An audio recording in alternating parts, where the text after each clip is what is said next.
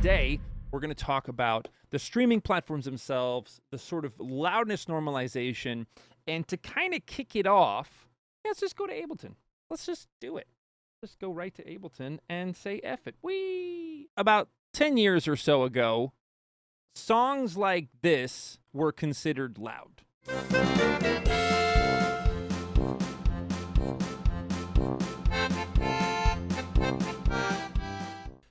Now, this is loud.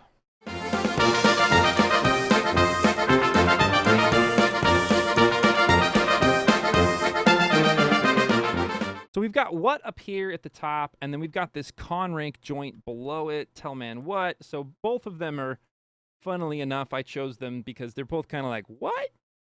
So we have what over here, and we have tell man what over here. And let's look at the difference between the two. So you can see this is significant. This is loud.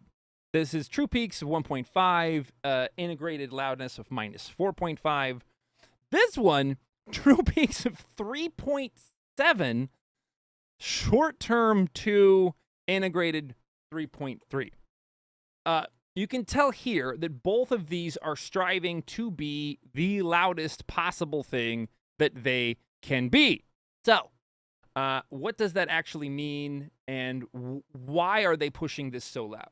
So when it comes to delivery in the live format, when it comes to where there's no limiters, when it comes to where there's no normalization, loudness normalization, the loudest track will often get the biggest response. And so when you're a DJ and you're operating in, let's say, dB true peak, meaning there's no LUFS. They don't care about any of that. There's no limiters. If there's a limiter, it's within the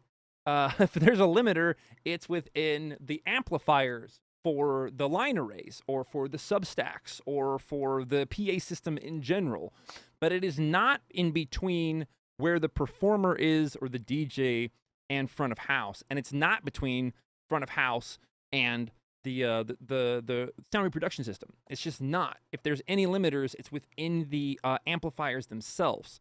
And those are hard to trigger, meaning you have to add a lot of juice into them to actually trigger those sort of overload circuits from kicking in, which means you have pretty much fair play of whatever loudness you want to put out at any one point in time, so long as, again, it's all going to be sort of mastered or leveled with the final front of house master meter or the final front of house master fader. But that's it. There's usually nothing after that. Sometimes some processing, some digital stuff potentially, but oftentimes it's not going to go back through another limiter because the front of house engineer will basically be tweaking whoever is on stage's stuff. And so there's been this drive to make things stupid loud. Because if you're that person with the stupid loud song, like you're the Moody Good, you're the Skrillex, you're the Zomboy, you're the Noisia, your tracks are going to hit harder. And, you'll hear that, like, one has more punch and one has more depth and one sounds more full. And it's our initial reaction to loudness to choose the louder thing. So what I'm going to do now is I'm going to jump over here to this nice chart where we're going to talk about, and by the way, head on over to ulean.co. This is a company that makes the Ulean loudness meter that is free. And come on down here to this chart where they've updated it fairly recently. Last updated about a year ago, and the loudness standards have not changed that much. Some of the algorithms have kind of changed, and Spotify did just remove their limiter, which is really nice. But beyond that, the actual standardizations are pretty well set in stone. If you're interested in getting into film and TV and gaming, this stuff is important information for you to know all of your different broadcast standards, because these are them. And they are heady and important about where you're going to want to be setting your things. For streaming, we're on this side over here, and here are the basic fundamentals for the streaming services themselves. So Spotify is telling us a maximum integrated, which is why, remember, when we were going through all of our metering, the one meter that I was looking at the most was the integrated. The maximum integrated of minus 14 LUFS with a maximum true peak of minus 1 dB. This one, I, I'm not paying attention to too much because I've heard Drake tracks. Drake tracks knock. I'm not too set on that. This is super important. And you will see this number repeated. Now, with Spotify Loud, now remember, in Spotify's back-end settings, if some of you were like, wait, what's the difference between Spotify and Spotify Loud? If we go over to Spotify's site, you will see here that Spotify has itself within the back-end. Premium users can choose the volume normalization levels within the app settings. Again, the plot just thickened. Now, it is normalized, but you have some control over how normalized it is. Do you like to extra quiet that shit and then turn it up on your own? Sure. Do that at minus 23 dB LUFS. What about normal? What about where everyone is if they didn't even know the setting existed? Okay, that's minus 14. But if you know the setting existed and you don't like the loudness normalization, you can actually turn it up to 11. Okay, great. So now we know that Spotify has two settings, minus 14 and minus 11. YouTube itself, minus 14. Apple Music, minus 16, because they just don't play with anybody normally. Minus 16 for Apple Podcasts. Tidal, minus 14. Amazon Music, minus 14. Amazon Alexa, minus 14. Deezer, minus 15, because they just got to be a little different. And then, of course, Netflix, which is just so quiet. But that's also because of the fact that Netflix is operating out of film, TV, and gaming, and they want their standardization to match in this range. See?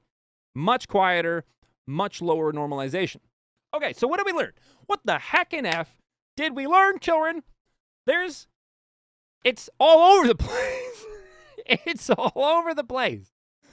It is all over the place.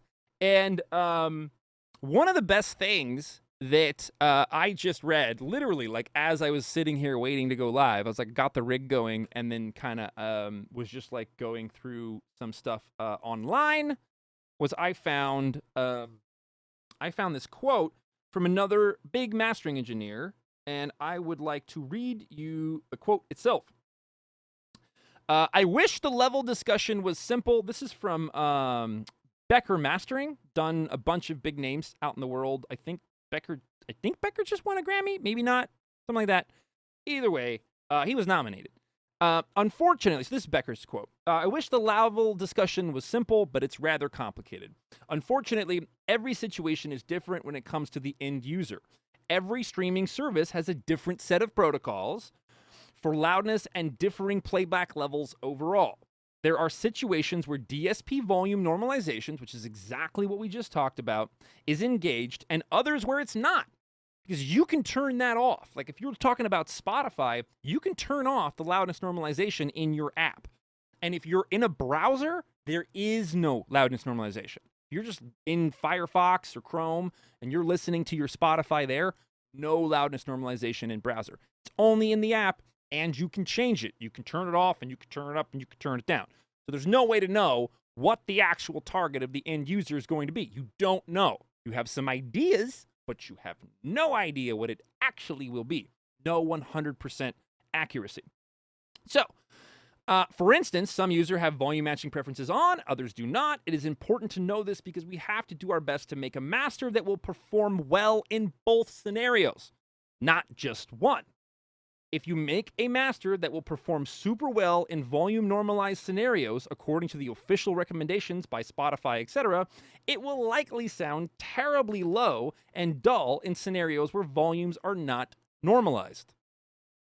The same is true the other way around. If you make a super loud and bright master that sounds competitive in non-volume normalized scenarios, DSPs will overcorrect the volume down and it will sound saturated and low in volume normalized scenarios. Great. What did we learn? We learned we're screwed. We learned that we have no idea what's actually going to happen. And since we don't have any idea what's going to happen, our best bet is to make something, as Becker has said, which is I wholeheartedly agree with, which is that we're not shooting for an arbitrary level minimum or maximum. that we're looking for a happy middle ground. And even sometimes making two masters. So this gets me into the strategy. Knowing what we know, that these things are going to be normalized, ideally, you might want to produce something that's at a different level than the ultimate maximum huge master flex that you possibly can make. And that kind of gets me into what I've been doing in the back end for the last couple releases, where we've been doing both a loud one and a quiet one. Something for digital distribution and something for streaming. Because we want people, if they're playing it out of a CDJ, for that dish to hit. Meaning, which is exactly what Becker talked about, was that if you do something that's, let's say, normalized and or that's built for the lack of loudness normalization, it will absolutely win on anything against anything that's been pulled down for loudness normalization. But if it's put into streaming, it's going to fail. And I'm going to showcase that here in just a few seconds. So what we do is we make two.